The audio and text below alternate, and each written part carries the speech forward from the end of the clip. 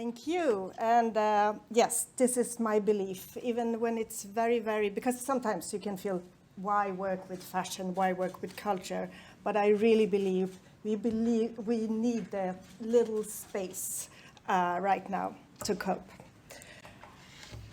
I founded Vogue Scandinavia in the midst of the pandemic, also well aware that the magazine industry had been in decline for many years, and then came the war upon that.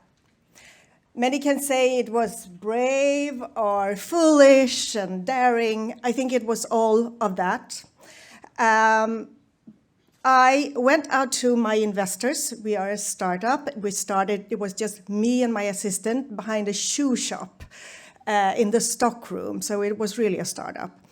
And I said to my investors, I will make the magazine journalism into the future.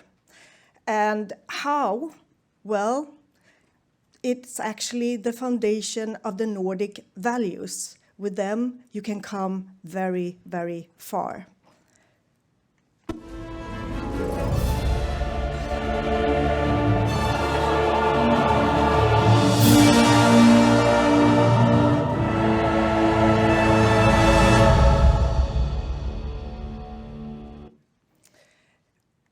We have 4 pillars in Vogue Scandinavia, and that is everything we do has something to do with nature, sustainability, diversity, and technology. And all these areas is something that we are very, very good at here in the Nordic. Nature. Well, we cover 5 countries: Iceland, Finland, Norway, Sweden, and Denmark. And I have contributors in all countries. We have 5 different languages and 5 different cultures. But what does unite us? Well, it's love for nature. It doesn't matter if you live in the forest in Finland or on a beautiful beach in Denmark.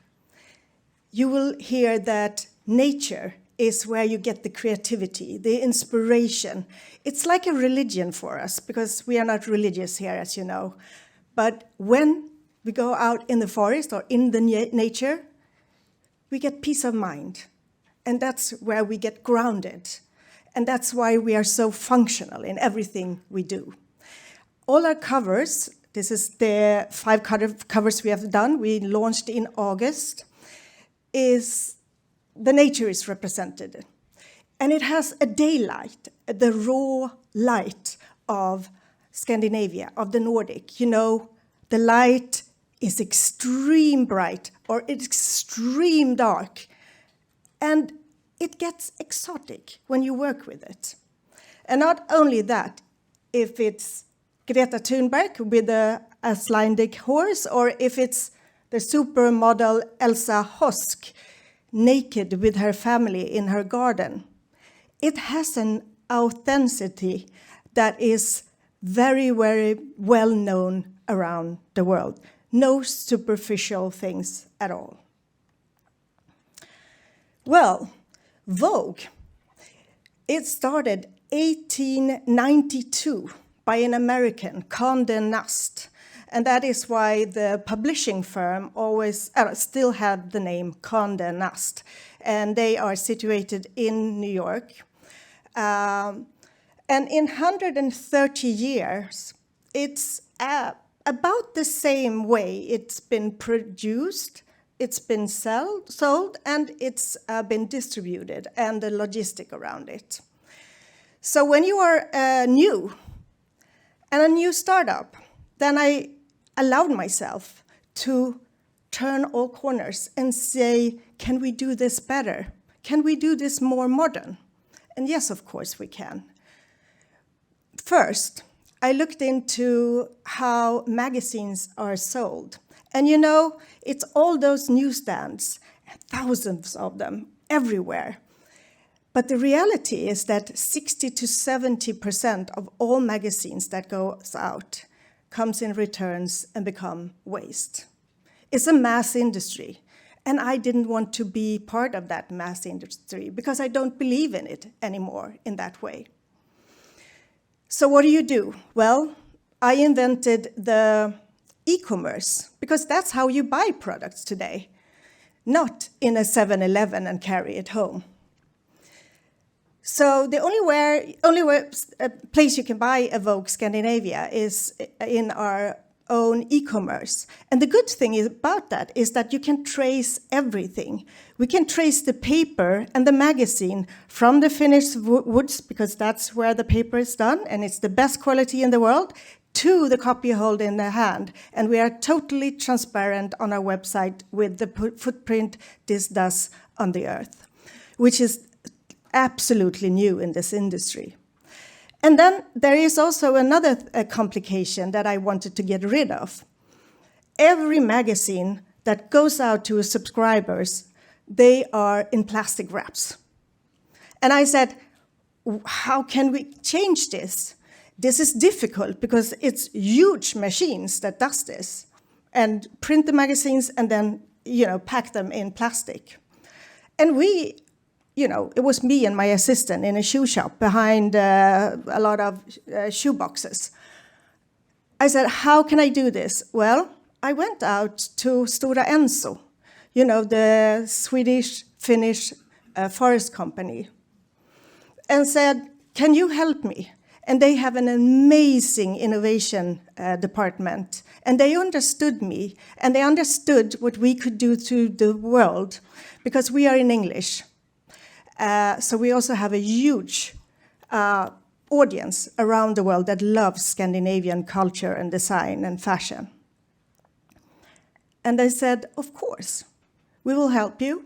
We will invest in machines that can do this. And we have already actually won the most prestigious design prize in Europe for our new paper packaging that are totally renewable and circular, because we are first in the world on doing this.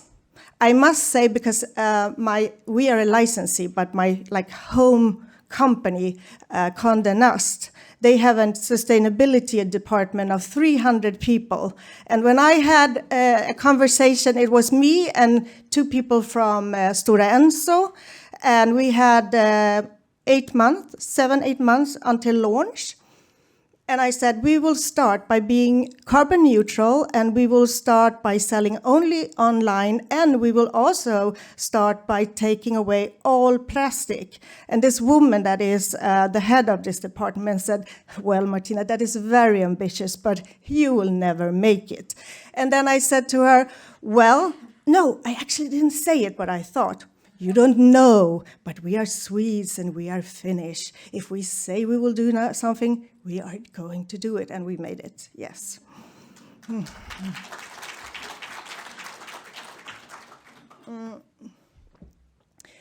When you have a startup, and when you start a new company, you have to really reconsider how you build a company. You cannot just talk about inclusion and diversity. You have to really act on it and work in all segments you work with. We have 3rd and 2nd generation immigrants, refugees, that is now voices in our society. We are not anymore what people think that I would do. They thought I would do a blonde, stereotype, minimalistic, black and white Bergman world. And I said, no, this is not how we are anymore.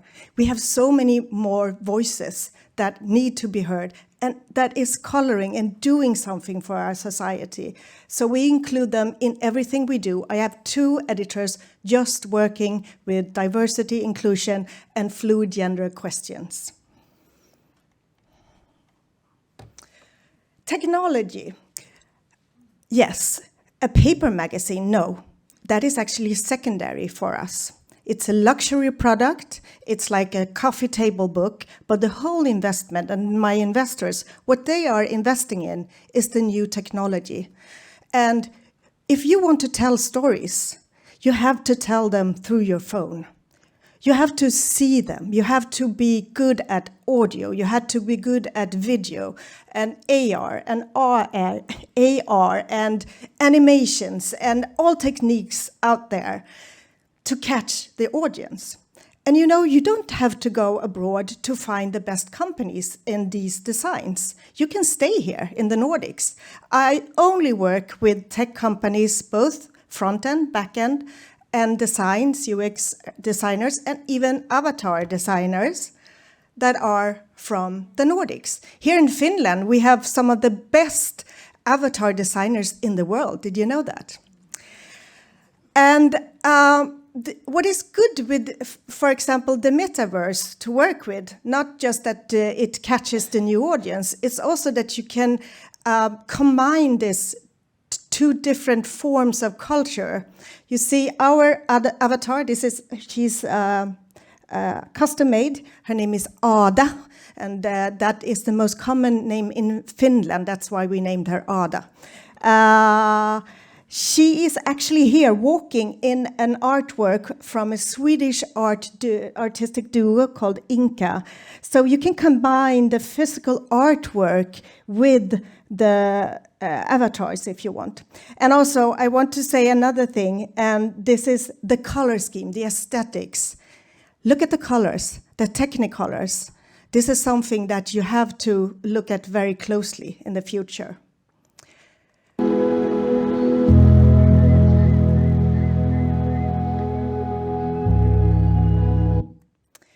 Well, as you saw before, it was at the Icelandic ice caves, and it was a shoe on a lake here in Finland.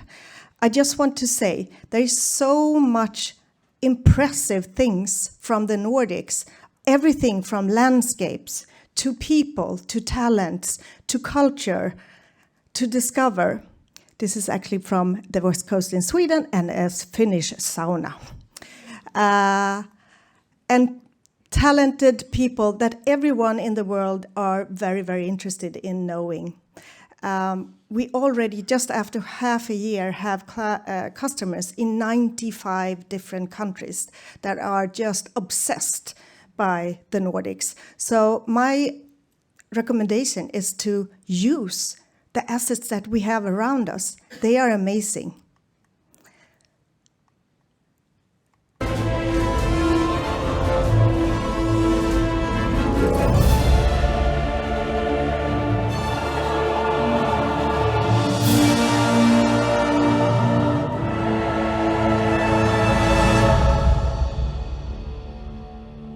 Thank you.